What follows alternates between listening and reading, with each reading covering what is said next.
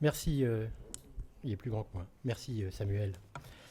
Alors pour ceux qui viennent pour la première fois à Verdun, il y en a dans cette salle, donc ne croyez pas que ce temps estival est une exception, hein, c'était comme ça depuis un mois. Hein, donc voilà. Donc revenez sans aucun souci, on sera très heureux de vous y accueillir. Alors il y a la clim, hein, mais il fait quand même chaud.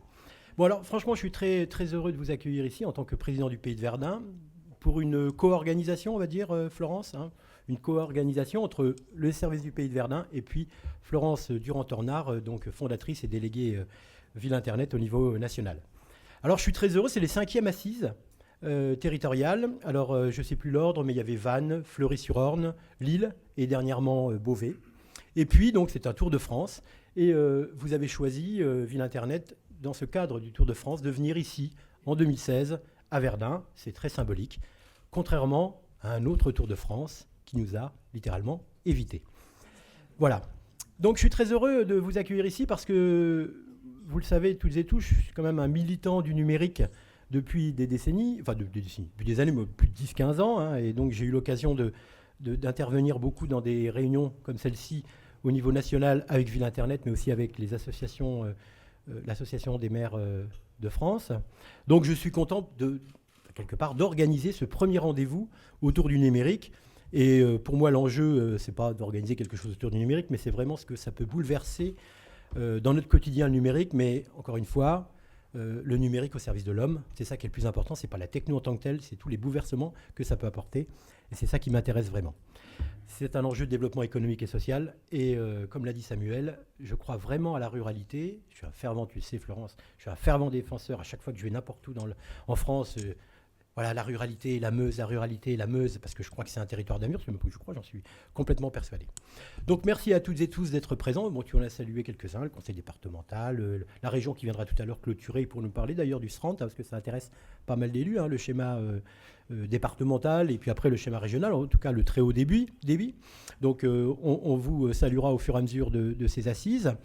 Je voudrais remercier l'équipe du pays, hein, avec Roxane, Lorraine, Céline, Jean-Philippe, qui ont contribué à l'organisation de cette journée.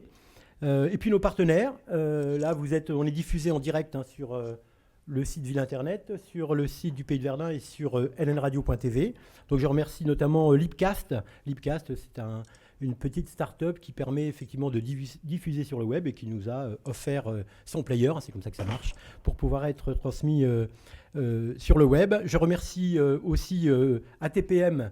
C'est une association, ATPM Vidéo, c'est une association, Guillaume et son équipe, au fond, là, une association de Stenay, mais qui maintenant a un rayonnement national, et ce sont des professionnels de la vidéo. Et puis je remercie aussi Agora Saint-Jean, Éric Bonnet, hein, qui nous accompagne avec Marie à la technique, qui nous accompagne sur la partie technique. Et je remercie, et ça permet quelque part de parler un peu du débit, Arnaud Remoisville, le DSI de la communauté d'agglo, parce que pour amener l'Internet ici, alors les élus ruraux, on se plaint, effectivement, on veut du débit et du débit, il y a de quoi, hein, mais c'est pas simple non plus à Verdun, parce que pour pouvoir diffuser sur le web, on a besoin de au moins, minimum, on va dire 2 mégas montants, c'est en montant, hein, on va pas rentrer dans la technique, et donc on les a pas, ici on est en ADSL, pourtant il y a un bon débit ADSL.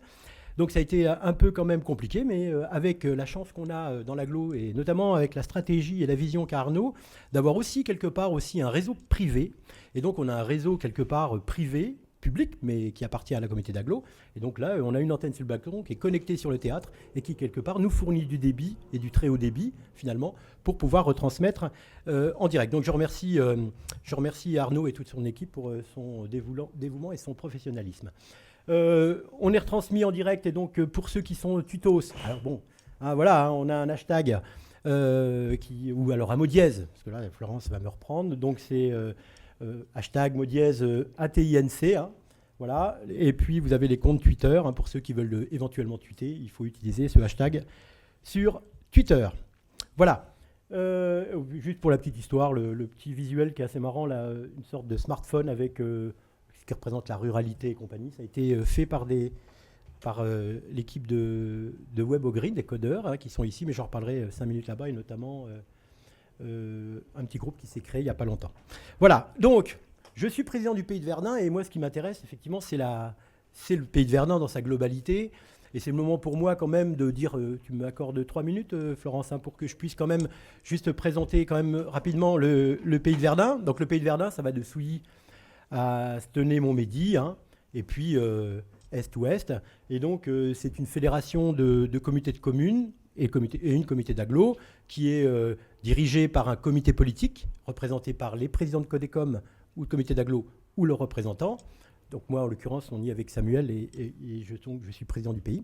Et donc, alors franchement, comme tout le monde, hein, et ceux qui ne connaissent pas forcément, je ne parle pas des élus qui sont nombreux ici, mais en général, on se dit, c'est quoi ces strates, c'est quoi encore voilà, une strate de plus.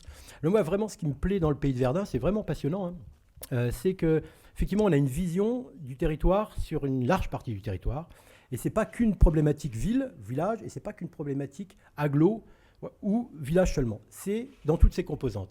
Et l'intérêt aussi, c'est qu'avec nos collègues élus, on est un peu moins lié quelque part à l'attente des citoyens sur, voilà, il faut qu'on agisse tout de suite pour pouvoir que ça réponde aux besoins tout de suite. Hein. C'est l'immédiateté de nos mandats d'élus. Alors que là, au pays, la stratégie, elle est sur 6 ans. Et donc, on se projette à 2020. La stratégie du Pays de Verdun, aujourd'hui, c'est de voir ce que sera le Pays de Verdun, donc le Nord-Meusien, d'ici à 2020. Les enjeux, ils sont là parce qu'on le sait, on est en plein centenaire, et donc après le centenaire, effectivement, il faut donc bien préparer l'avenir.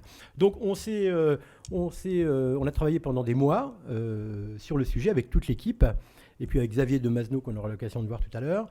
Et puis donc on a défini des axes assez, on va dire, assez serrés. Hein. Le but du jeu, c'est d'essayer de ne pas trop vouloir financer, entre guillemets, plein de projets dans plein de domaines. On a essayé d'être assez restrictif pour avoir un vrai effet levier.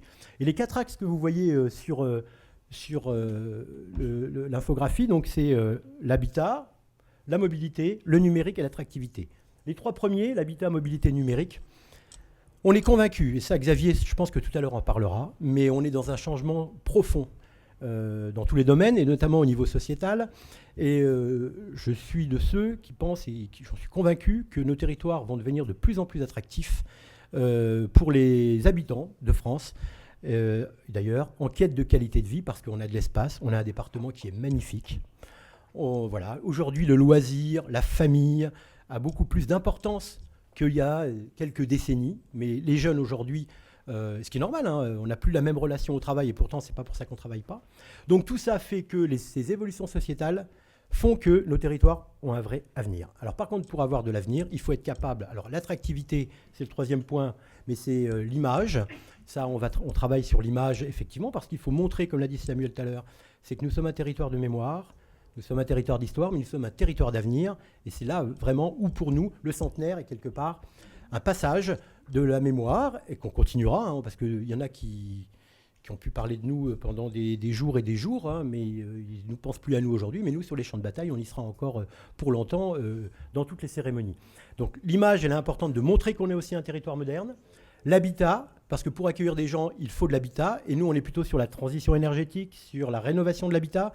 Plutôt que de construire des lotissements sur des terres agricoles, vaut mieux aller réhabiliter pas mal de logements qui existent sur le territoire, notamment sur le nord, des logements qui ne sont pas du tout, qui doivent être mis aux normes. Donc l'habitat est essentiel. Ça s'est piloté par Jean-Philippe Tramontin, un collaborateur du Pays de Verdun. La mobilité, parce que pour pouvoir travailler en ruralité, la mobilité est importante. C'est-à-dire comment je vais à Metz, Nancy, Reims très rapidement. Paris, on a le TGV. Quand même pas mal, hein, 59 minutes la navette, c'est pas mal. Mais la mobilité, c'est pas uniquement le ferroviaire ou le routier, c'est aussi des nouveaux modes, l'autopartage, le covoiturage, nouveaux modes de transport. Donc la mobilité, c'est un axe important. Et bien sûr, le numérique, qui est essentiel dans le Pays de Verdun, parce qu'effectivement, pour pouvoir engager cette charte 2014, 2020, 2021. Donc on a candidaté auprès de l'autorité de gestion qui est la région Lorraine en 2015. On a candidaté, on a déposé un dossier pour la partie leader, je ne vais pas rentrer dans les détails, avec les axes numériques qui sont ici, là. Je vais y revenir. Donc il y a 17 pays de Verdun, non, il y a 17 pays dans l'ancienne région Lorraine, parce qu'en 2015, ce n'était pas encore les nouvelles régions. Il y a 17 pays en région Lorraine. Il y a 13 pays qui ont candidaté, et donc on a été retenu comme les 13, parce qu'à la limite, c'est uniquement le niveau de fonds qui est modulé en fonction de la qualité des projets, et on peut dire quand même qu'on est le territoire qui a eu le plus de dotations, signe que notre projet, il était plutôt pertinent comme tu le dis. Et on a axé notre partie numérique sur 4 volets, notamment le premier qui est la formation massive. Dans notre étude, dans toutes nos réflexions, et notamment avec Xavier de Masno, donc il y a vraiment un déficit de qualification autour du numérique, peut-être pas qu'autour du numérique, mais en tout cas autour du numérique, il y a un déficit chez nous. L'audit l'a bien montré. Donc le but du jeu, c'est de rentrer dans une formation massive dans tous les domaines. Récemment, on n'a pas encore payé, mais ça n'a pas tardé. On est partenaire et on va financer en partie le MOOC qui a été initié par Jérôme sur le mémorial de Verdun, sur l'histoire. Il est encore temps, ils peuvent encore... Non, il faudra regarder. En octobre, il faudrait voir la deuxième session. C'est très intéressant parce qu'on peut habiter au pied de ces territoires et on ne connaît pas forcément tout. Donc c'est des nouveaux types d'enseignements qu'on veut déployer grâce à ces technologies-là. Et puis, je prends cet exemple-là, mais parce qu'ils sont là, c'est l'école de codeurs.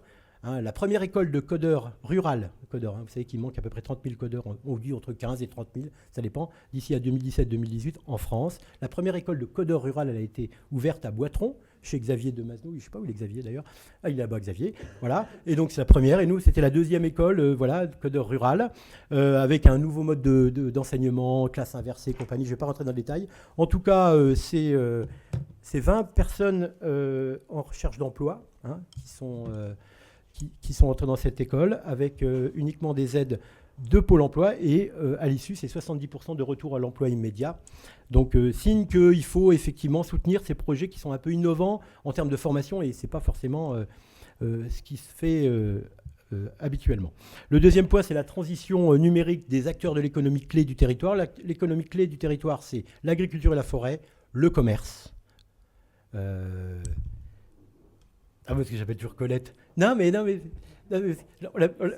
Lucette. Non, mais c'est pas ça, on l'appelle toujours avec Roxane, on l'appelle toujours Lucette, on l'appelle Colette. C'est pour ça que je mettais un temps. Donc, le commerce, l'artisanat, Lucette, chère Lucette. Donc, c'est un élément majeur de notre économie, et le tourisme, effectivement. Et donc, dans tous ces domaines, que ce soit l'agriculture et la forêt, on travaille sur des projets avec les jeunes agriculteurs. Dans le commerce, on a déjà commencé à réfléchir avec Lucette sur le sujet pour essayer de faire une plateforme de e-commerce global sur le pays de Verdun. C'est un projet ambitieux, initié d'ailleurs par les gens de Stenay. Je ne vais pas rentrer dans le détail. Et puis surtout, ce qui est tourisme, c'est tout ce qu'on fait autour du tourisme. Et là, il y a un enjeu majeur. Là, je lisais encore ce matin, il y avait un article sur Stenay qui commençait à parler de tout ce qui est voie verte. Il y aura les 27 km de Verdun, mais maintenant on en parle au niveau de Dain. Il y a vraiment, cette voie verte sera vraiment un outil stratégique d'économie touristique demain, grâce notamment aussi aux nouveaux outils dans le e-tourisme. Je ne parlerai pas du projet de réalité augmentée de Vaud et compagnie, mais enfin, le tourisme est important. Et le troisième point, c'est les synergies des partenaires innovants. Pour faire simple, c'est tout ce qui est tiers-lieux, les espaces de coworking, les Fab Labs. Je le dis parce que quand je présente la stratégie du Pays de Verdun, où les filles, il y a 10 jours, elles ont été à Bastogne présenter la stratégie du Pays de Verdun, elles s'appuient sur ce qui existe, parce qu'on peut avoir des beaux discours, mais ce qui est important, c'est aussi ce concret. Et donc je m'appuie un petit peu modestement, mais sur ce qui existe à Bras. Mais mine de rien, à Bras, depuis qu'on a créé notre espace de coworking avec ces 13 bureaux qui sont loués, avec le Fab Lab, avec le Numéripôle et compagnie, c'est à peu près 25 emplois qui sont dans la mairie maintenant. Tout ça en 2 ans de temps. C'est pas grand-chose, mais c'est, je veux dire, si on peut multiplier ces initiatives. Et donc, nous, le but du jeu du Pays de Verdun, c'est d'aller soutenir les territoires. On a des belles idées sur Montmédy. Notamment dans l'ancienne citadelle pour faire des tiers-lieux, mais tout ça on y reviendra tout à l'heure. Voilà. Et puis il y a un autre enjeu majeur dans tout ce qui est expérimentation, c'est vraiment tout ce qu'on fait autour du maintien à domicile. Et là on travaille sur des projets de maisons connectées. C'est un enjeu majeur pour notre société. Aujourd'hui, je discute encore hier avec une collègue. C'est très compliqué de placer un parent. C'est compliqué au niveau affectif, mais c'est compliqué financièrement de plus en plus. Et le maintien à domicile, c'est vraiment ce qui est remarquable. Et on a des projets de maisons connectées, avec des technologies qui sont complètement transparentes pour la personne, mais qui permettent d'avoir une sorte de réseau autour. Et on est en train de travailler sur ces projets-là avec le Pays de Verdun. Donc vous voyez, on travaille quand même pas mal, mine de rien. Et l'autre partie, c'est la sensibilisation et la communication. C'est comme aujourd'hui. Ça fait partie des axes aujourd'hui de communiquer auprès des élus, auprès du grand public, auprès des entreprises, pour effectivement faire connaître la charte du Pays de Verdun pour qu'on ait vraiment un effet levier. Voilà. Puis il y a d'autres leviers, mais je ne vais pas y revenir. J'en ai terminé le programme du jour, donc je vais passer la parole à Florence.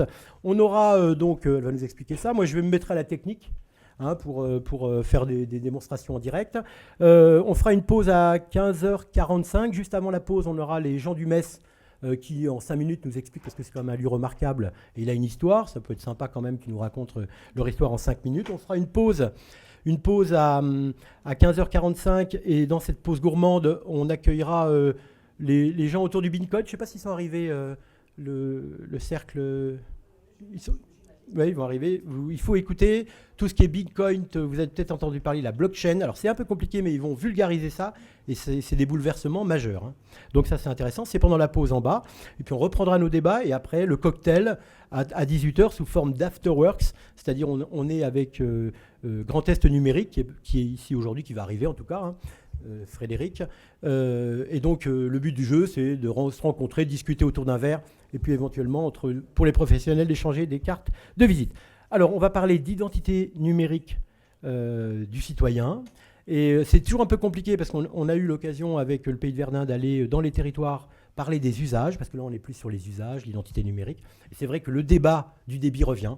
Forcément, à un moment donné, les gens ils disent « oui, vous êtes bien gentils ». Donc, je pense qu'à un moment donné, il y aura des échanges autour de ces problématiques-là.